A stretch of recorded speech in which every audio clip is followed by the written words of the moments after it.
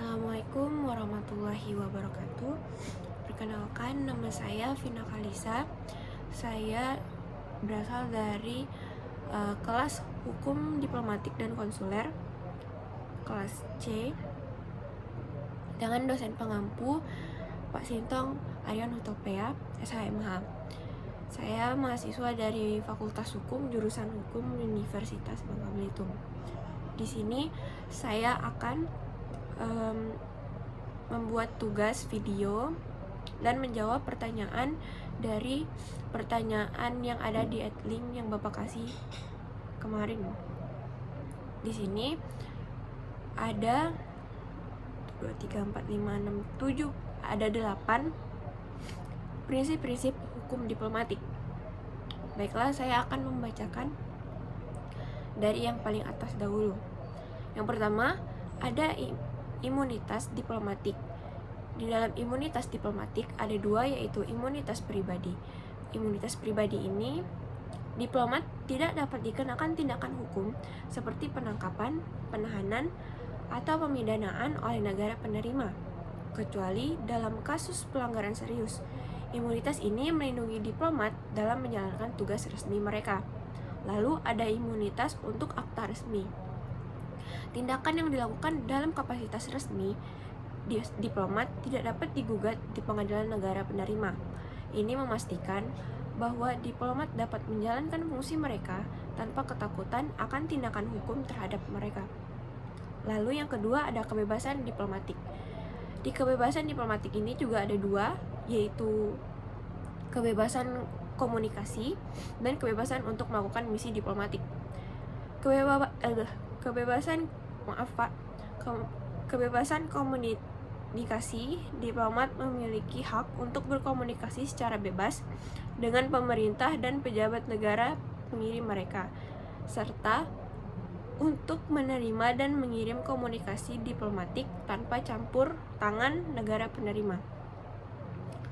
Lalu ada yang kebebasan untuk melakukan misi diplomatik. Diplomat bebas melakukan aktivitas yang terkait dengan tugas mereka, termasuk bernegosiasi dan bertemu dengan pejabat setempat. Yang ketiga, ada kehormatan dan perlakuan yang wajar. Sama seperti tadi, ada 2, yaitu kehormatan dan perlakuan yang layak. Yang pertama, kehormatan. Negara penerima harus menghormati status diplomatik dan hak-hak diplomat. Perlakuan yang tidak sesuai atau penghinaan terhadap diplomat bisa dianggap sebagai pelanggaran hukum diplomatik.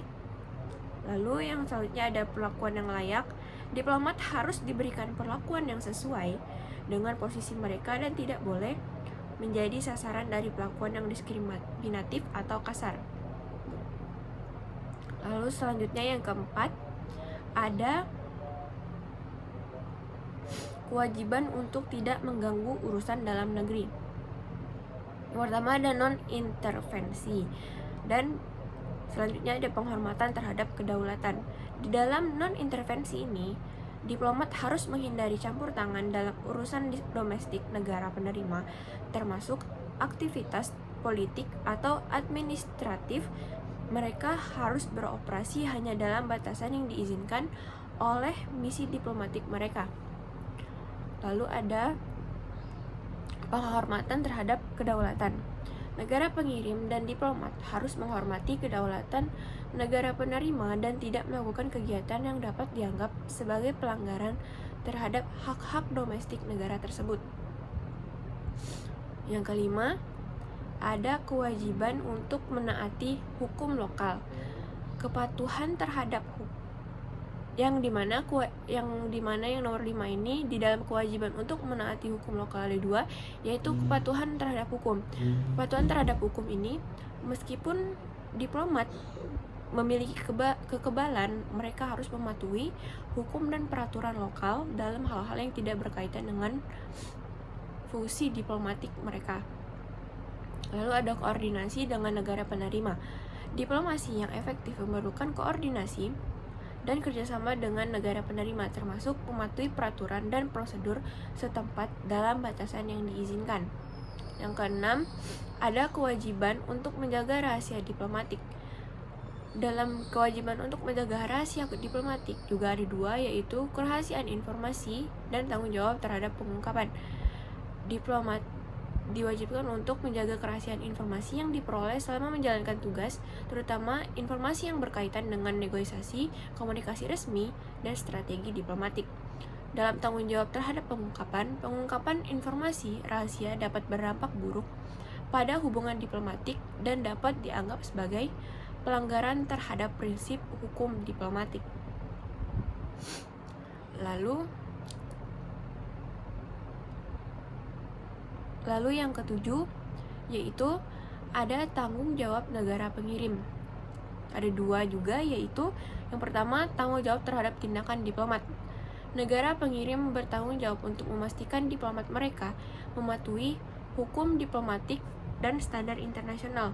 Negara pengirim juga bertanggung jawab untuk menarik diplomat yang melakukan pelanggaran. Lalu yang keduanya ada penyelesaian sengketa.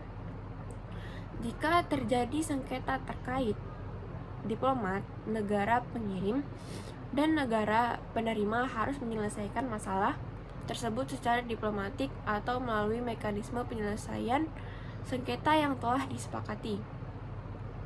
Lalu yang terakhir ada tukar-menukar diplomat, yang dimana tukar-menukar diplomat ini juga ada dua, yaitu yang pertama persetujuan diplomat dan penarikan atau penggantian diplomat. Negara penerima persetujuan diplomat, yang dimana persetujuan diplomat ini negara penerima diplomat yang negara penerima memiliki hak untuk menerima atau menolak diplomat yang diusulkan oleh negara pengirim. Proses ini sering melibatkan pemberian agreement atau persetujuan terhadap calon diplomat.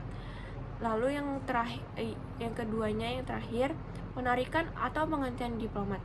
Negara pengirim dapat menarik atau mengganti diplomat jika diperlukan, terutama jika ada masalah yang mempengaruhi hubungan diplomatik atau pelanggaran hukum diplomatik. Nah, itulah 8 prinsip-prinsip hukum diplomatik, yang dimana prinsip-prinsip ini dirancang untuk menciptakan kerangka kerja yang aman dan efektif untuk interaksi internasional, memfasilitasi komunikasi dan negosiasi yang konstruktif antar negara, serta menjaga hubungan yang saling menghormati dan stabil. Mungkin itu saja hasil tugas saya dari pertanyaan apa itu prinsip-prinsip, apa saja prinsip-prinsip hukum diplomatik. Baiklah, terima kasih. Assalamualaikum warahmatullahi wabarakatuh.